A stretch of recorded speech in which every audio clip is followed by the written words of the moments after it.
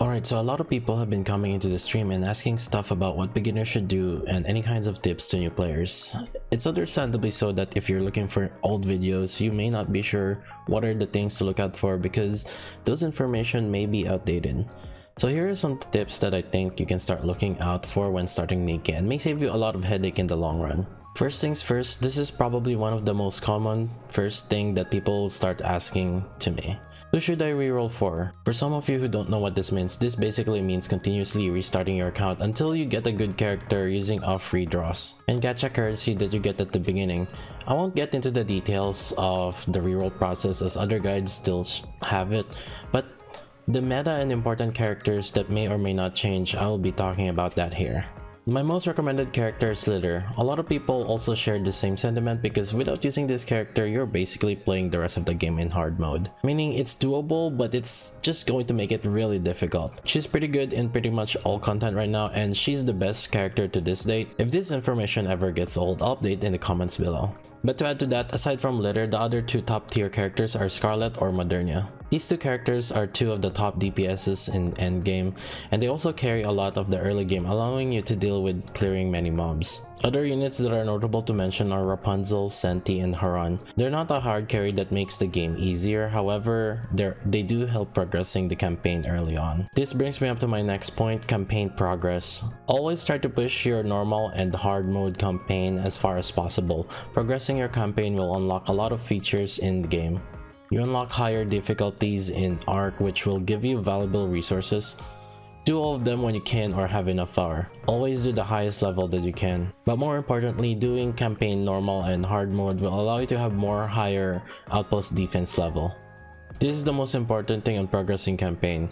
The higher the outpost defense level the more AFK resources you are earning, which are used for leveling your characters and your gears.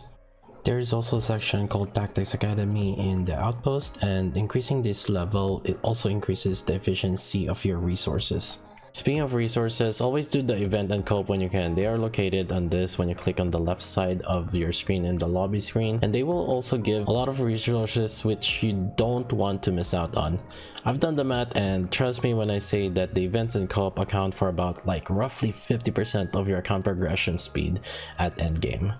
Speaking of which, if you want some co-op carries, feel free to drop by at my Twitch. Many people come out at twitch.tv/KaiGLV, and we do some co-op carries to high rank if you are in NA. As you're progressing your account, you will hit certain walls in campaign where enemies are too difficult for you. This is fine.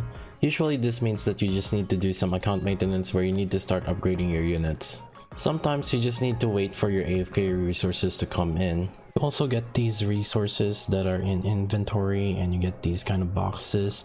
These boxes scale based on how high your outpost level is. As a recommended strategy for when using these boxes, I would use them a few at a time only and leveling up your Nikkes one by one, and then start doing more campaign stages. But after a while, your characters will hit a stopping point and you can't level them up anymore. To explain this, when your character has 0 stars, their max level is 80, and when you get a duplicate of that character, their max level increases by 40, which becomes 120. And then at 3 stars, they can get up to 200. You can bypass these level limitations using the Synchro Device.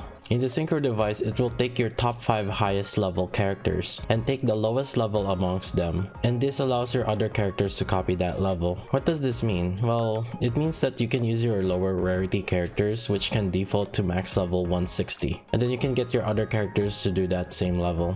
Easily over time, your characters can reach level 160. Don't worry too much about content. For the most part, you can get to endgame at level 160 and you can do majority of the content. It takes about roughly 1 to 2 months to get to that point. But more importantly regarding this matter, it's necessary to start paying attention to this. Getting past over 161 means that you need to have 3 additional duplicates for the character, that is SSR rarity. And if you want to increase that level for the rest of your characters using Synchro Device, that means you need to do it for 5 SSR characters. Does that sound daunting? Well, fear not. Actually, it'll take time, but it's not actually that difficult if you play your cards right. Now let's talk about your currency for pulling and gems for getting new characters. There's usually 1 or 2 ongoing character banners available at a time. Then there's also the standard banner. For many players, you should be focusing on the standard banner. Majority of the character rate-up banners are not limited characters, and they eventually become available in the standard banner. I know there are arguments for other people that you should save your currency for character limited banners or pilgrim banners. By the way, pilgrim characters are usually top tier characters. They run at a lower probability comparatively to other characters. To that, I will just say, if you plan to pull on limited banners, that's going to be on you to bear that responsibility. Just to let you know, it takes roughly about 2 months or so on a casual base, maybe less, to reach to level 160, as long as you continuously progress your account on a day-to-day basis. By pulling on the rate up characters, you're potentially delaying your account's progress. I've heard stories of people being stuck in level 160 for months. So anyways, why the standard banner? Well, you see, standard banner allows you to have a wish list. This wish list filters out the characters that you can pull in the gacha. You can copy this, what I'm showing right now on screen. I will update this from time to time, so check in the comments or go to my stream and type !points wish list and to see the updated list. This wish list allows you to have a curated focus list of characters to pull from and increases your likelihood to get the duplicates. In addition to that, the standard banner gives you these silver mileage tickets. You can use silver mileage tickets to buy duplicates of a character. By the way, this doesn't buy the actual character, you only get their duplicates to increase their limit breaks or cores. For new players, it's highly recommended to focus on the standard banner, the ordinary recruit here, until you have 5 characters that are 3-star, so you can reach level 200 for the rest of your characters. You might see on my screen that I have reached 281. This is something that will happen once you have 5 characters that are over level 200. Once you reach level 200 for 5 of them, you can start leveling them up past level 200. As a side note, if you pull on the character rate up banners, you can get gold mileage tickets. These gold mileage tickets don't actually expire, and you can actually use them on future rate up banners as well. So if you do decide to save up for limited characters, this isn't the worst option, but if you still haven't broken the level 160 wall though, I highly advise on saving your tickets for just the standard ordinary recruit tickets and grab silver mileage tickets instead.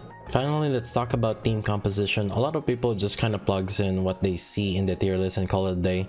To properly build team, first you need to know that each unit have their own cooldown whenever they burst. Some units have 20-second cooldown and some units have 40-second cooldown. In rare scenarios, there are some units that have 60-second cooldowns. The most basic team building method is to set up a team that has enough burst 1 and burst 2 and then burst 3 units so that you can set up a full burst every 20 seconds. For majority of the setup, usually you typically use a unit that has a burst 1 and has 20 second on that, and then a burst 2 with 20 second on that as well, and then usually you have 2 burst 3s that each have 40 seconds. As of right now, all units that are in burst 3 have 40 seconds, so that's not something you have to kind of worry about. And the idea is you're bursting every 20 seconds. So in this situation, I have Litter that is going to be burst at 20 seconds, and then Senti at 20 seconds, and then Modernia will burst on that, and then after another 20 seconds Litter will burst again, and then Senti will burst again, and then Modernia is still on cooldown, so the next one that will burst is Scarlet, and then typically it will just rotate in that kind of order: Litter, Senti, Modernia, and then Litter, Senti, Scarlet.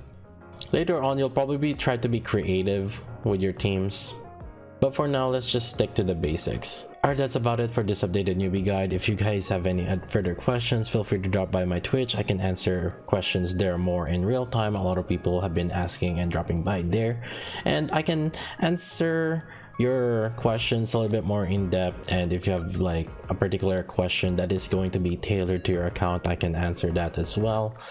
We do account reviews on stream, so if you'd like me to check out your account, just let me know. Thanks all for watching, and make sure to click like and subscribe and leave a comment down below, and just make sure to follow my Twitch as well, as I am definitely a lot more active there.